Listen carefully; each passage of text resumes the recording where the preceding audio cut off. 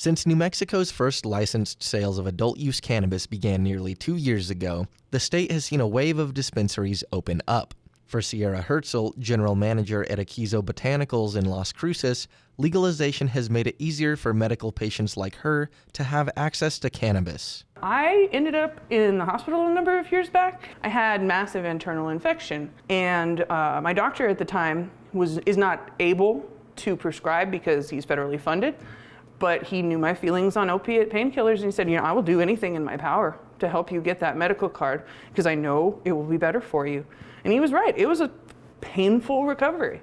Since New Mexico's licensed sales of adult-use cannabis started in April of 2022, the industry has pulled in nearly $1 billion in total sales, according to the state's Cannabis Control Division. Sierra said that while cannabis legalization was needed, the state didn't implement enough regulation to protect New Mexican-owned businesses from out-of-state competition. New Mexico should have known what they were getting into. It's not like we're the first state to do this.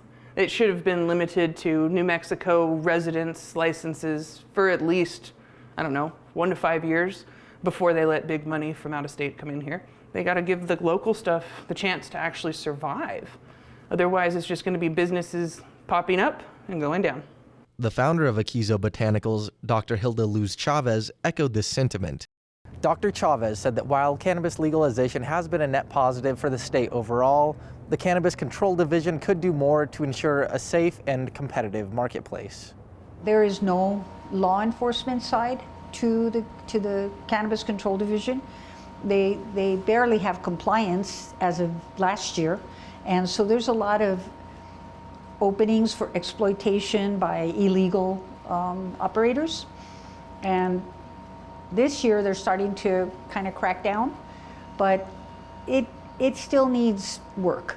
Dr. Chavez said that the city of Las Cruces is also partly responsible for the oversaturation of businesses and should stop the issuance of permits that allow dispensaries to operate outside of set boundaries. The city started issuing these special use licenses, so now why we pick this location is because it's industrial.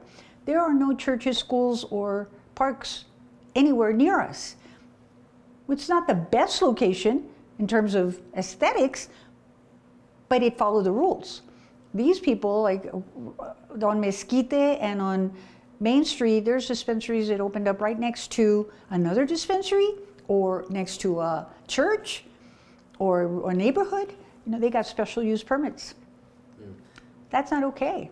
When asked about the special use permits, Las Cruces City Councilor Becky Graham said that she voted twice in the past to remove the buffers that necessitate the majority of the permits, and that she's empathetic to businesses that are struggling. I feel for retailers who maybe came in a little later or were even there at the start and then feel like the competition is just getting to be too overwhelming. But I think one thing that the city has been great at is providing support through community development and economic development on the business side. So what I can say is that I think the city is providing great support for the businesses that are operating right now. According to data from the state's Cannabis Control Division, nearly 3,000 cannabis licenses have been issued across New Mexico as of January 1st. Duke Rodriguez is the CEO of Ultra Health, one of the state's largest cannabis operators. He said that the sheer number of cannabis businesses is simply unsustainable. Today in Colorado, they have public information, a population of 5.4 million, and they have about 600 plus dispensaries. We are about 35% the population of Colorado. That tells you our sweet spot when the market's fully mature is around 200, 250 stores statewide. That means 500 have to go away to find that market equilibrium. That is 2/3. That is devastating.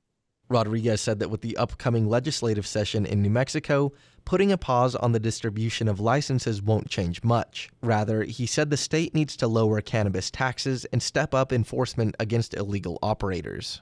If you are an unlicensed operator, your penalties should be significant. If you are a licensed operator who's caught with illicit product from California, Oregon, Washington, Oklahoma, your license should be immediately suspended, not a small fine or a slap on the wrist. The penalties should be severe. KRWG reached out to the state's Cannabis Control Division, and in an emailed statement, the division said, quote, "The Cannabis Control Division doubled its compliance staff in July and performed more than 1,000 inspections of licensed cannabis businesses in 2023 alone. The division remains committed to protecting consumers by performing spot inspections, following up on all complaints, and holding bad actors accountable." End quote.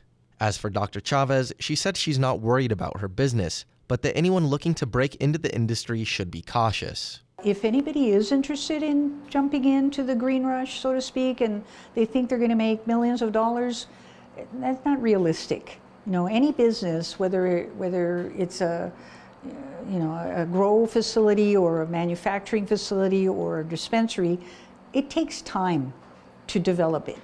It's in an oversaturated state like ours, the risk is high. From a bird's eye view, New Mexico's cannabis industry may seem like it's in a boom, but at the local level, many retailers may be taking on water, trying to stay afloat and survive current market conditions. For KRWG Public Media, I'm Johnny Coker.